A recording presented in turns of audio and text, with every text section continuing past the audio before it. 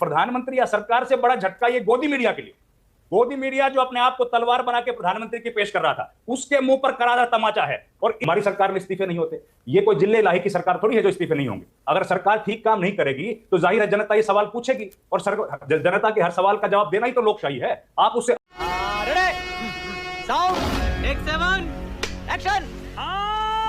रविंदर सिंह शेरों, रविंदर यहां से शुरू करिए। पार्लियामेंट में अब क्या होगा? क्या संसद में अब विपक्ष चढ़ के खेलेगा, सरकार थोड़ा बैकफुट पर होगी, या फिर आपको लगता है कि कुछ दिन में सब सामान्य हो जाएगा, उसी हनक से सरकार चलेगी? जी नमस्कार मानिक भाई, और बहुत धन्यवाद आपने मुझे बुलाया। देखिए, आंदोलनों का काम यहां खत्म हो जाता है, इसके बाद विपक्ष का ही काम शुरू होता है। क्योंकि सदन के भीतर जितनी मजबूती से इन आंदोलनों की गूंज होगी, उतनी मजबूती के साथ लोकशाही और सरकारी हुकूमत जो है वो काम करेगी। तो यहां से काम शुरू होता है ओपोजिशन के लीडर का और तमाम जो ओपोजिशन पार्टीज हैं उनका।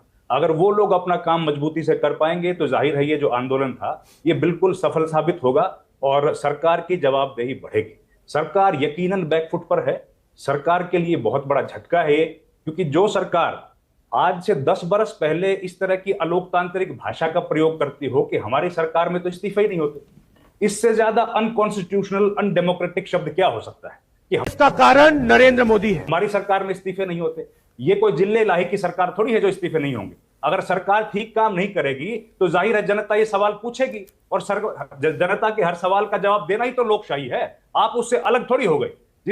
जो ये बयान दिया गया उसके बाद चलिए समय लगा, लेकिन 10 बरस के बाद या 9 बरस के बाद आज लोगों ने दिखा दिया कि कोई भी व्यक्ति अलोकतांत्रिक भाषा का उपयोग करेगा तो उसको पीछे हटना पड़ेगा, और ये हुआ है।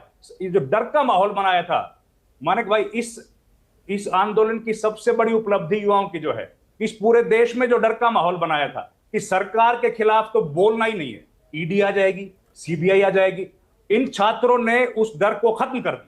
अब डर के बिना बताइए सरकार के पास कौन सा बड़ा तंत्र है? ये सबसे बड़ा तंत्र तो यही था ना। ये जो गलतियां इस सरकार में हो रही हैं पूर्व की सरकारों में भी हुई हैं, और खूब लोगों ने सड़क पर आके बातें कही हैं, और खूब आंदोलन हुए, लगातार इस्तीफे हुए। एक इस्तीफे की बात नहीं है, AR अंतुले का इस्तीफा हुआ, उसके बाद शिबू सोरेन का इस्तीफा, एक नाम लीजिए आप किस किस के इस्तीफे नहीं हुए। लगातार ये तो लेने के देने पड़ गए, लगातार इस्तीफे हुए। लेकिन क्योंकि यहां डर का माहौल बना दिया कि भैया सरकार के खिलाफ नहीं बोलना, उस डर के माहौल की क्या जरूरत है इस देश में? यही डर का माहौल मानिक भाई, इसी डर के माहौल को अंग्रेजों के खिलाफ महात्मा गांधी ने खत्म किया था। उसी डर के माहौल को आज इन युवाओं ने खत्म किया है कि डरने की जरूरत नहीं है, पुलिस के लाठी से भी डरने की जरूरत नहीं है। और आज फिर एक बार से जंतर मंतर पर वही गांधीवादी, वही तौर तरीके काम आए इन युवाओं के, और पुलिस के हाथ जो उन पर लाठी चार्ज कर रहे थे उसके बाद यकायक रुकते हुए हम लोगों ने वीडियोज में देखे। और देखिए, इतने महान शिक्षा मंत्री थे, कितना इनसेंसिटिव चिट्ठी लिखी है उन्होंने, कितनी संवेदनहीन बात लिखी है। एक शब्द नहीं लिखा उन छात्रों के लिए जिनका नीट एग्जाम लीक होने की वजह से, जिन्होंने एक्सट्रीम स्टेप्स लिए। एक शब्द नहीं लिखा पूरी चिट्ठी में। प्रधानमंत्री मोदी की गौरव गाथा गा डाली उसमें। अरे एक तुम चुल्लू भर पानी में जाके डूब के मर जाओ, एक शब्द लिख देते उनके लिए, सहानुभूति का शब्द लिख देते कि आपके जो इनएफिशिएंसी थी उसकी वजह से एग्जाम लीक हुआ और उसकी वजह से इन छात्रों की मौत हो गई। एक शब्द नहीं लिख पाए। उन बच्चियों के साथ जो लाठीचार्ज हुआ जंतर मंतर पर, वो किसकी वजह से हुआ? उनके बारे में एक शब्द नहीं लिखा धर्मेंद्र प्रधान ने। तो इस तरह के इनएफिशिएंट मिनिस्टर को, नकारा मंत्री को, इतने लंबे आंदोलन के बाद भी सरकार को 30 दिन तक ढोने की क्या जरूरत थी? और अब भी देखिए, जब वो चले गए हैं तो भी उनको महान बनाने की कोशिश की जा रही है, और सब मंत्री आके बता रहे कि उनका तो कंट्रीब्यूशन बड़ा गजब था। भाई, अगर इतना बड़ा कंट्रीब्यूशन था तो उनको बीजेपी का अध्यक्ष बना देना चाहिए था, क्यों नहीं बनाया गया? लेकिन देश के ऊपर तो मत थोपिए ना। जो व्यक्ति देश के छात्रों को ठीक नहीं के सामने सही काम नहीं कर पा रहा है, उनके ऊपर काहे को थोपते हैं? तो ये मतलब देखिए, शर्म ही नहीं है। सरकार के लिए बड़ा झटका है, और खास तो झटका नहीं होता सरकारों के लिए मंत्री का इस्तीफा, लेकिन इस सरकार ने अहंकार पाला, इस सरकार ने घमंड से बात की, इसलिए झटका है। अदरवाइज क्या झटका है? मंत्री का इस्तीफा सामान्य घटना है। चुनाव में कुछ होगा? क्योंकि आपने चुनाव में कोई फर्क पड़ेगा? अभी तो बीजेपी जीतती जा रही थी, कुछ पब्लिक ओपिनियन बदलेगा इस पूरी घटना से, इस आंदोलन के बाद से? मैंने बताया, पब्लिक ओपिनियन सबसे बड़ा, कि जो लोग जो मोदी के बारे में या सरकार के बारे में बोलने से डर रहे थे, आज वो क्यों खुल के बोल रहे हैं? आज हर जगह देखिए ना, सब साथियों ने बताया है कि कैसे मीम बन रहे हैं, कैसे प्रधानमंत्री मोदी के बारे में लोग बोल रहे हैं। बुरी बात बोलना गलत है, नहीं बोलना चाहिए किसी के भी बारे में, लेकिन वो सारी बातें बोली जा रही हैं। और एक और बात जो बता दूं मानिक भाई, इन प्रधानमंत्री या सरकार से बड़ा झटका ये गोदी मीडिया के लिए।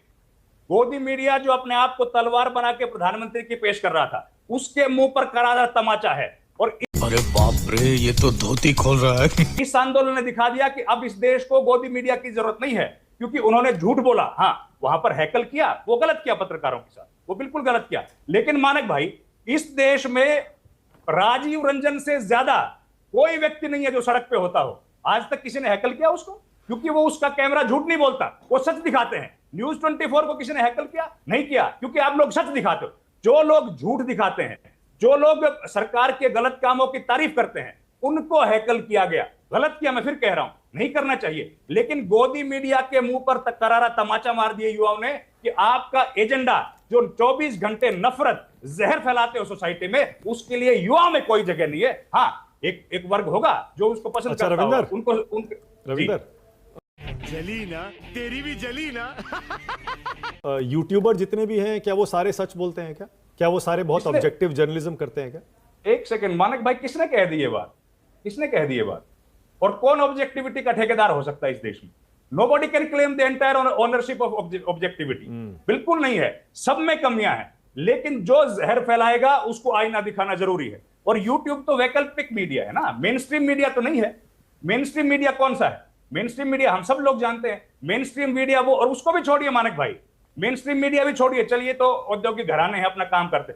लेकिन जो इस देश के करदाताओं से चलने वाला चैनल है, वो जहर बोएगा समाज में। हम लोग उसकी बात कर दी, छोड़ दीजिए इन सबको, प्राइवेट मीडिया को छोड़ दो। आप बताइए, जो करदाताओं के, आपके मेरे पैसे से चलता है, वो जहर बोएगा, वो सच्चाई छिपाएगा इस देश की। हाँ ठीक है, उसका काम सरकार का प्रचार करना है, करे, लेकिन झूठ क्यों बोले? और वो उसी झूठ का मुखालफत ये हम लोगों को जंतर मंतर पर होती हुई दिखी है। मुझे क्रेडिट नहीं चाहिए। सतीश जी, आप ही आइए, बताइए जरा, फिर चलेंगे। हर चीज जुड़ते हैं तब तो। क्या बदलेगा आपके हिसाब से देश में अब इस आंदोलन के बाद, अब जब जंतर मंतर खाली हो गया? देखिए, सबसे हम लोग अगर ये सोच रहे हैं कि जंतर मंतर में सन्नाटा पसर गया है, तो इसका एक गूंज ये भी है कि सरकार का जो रोब और इकबाल था वो छू मंतर भी हो गया है।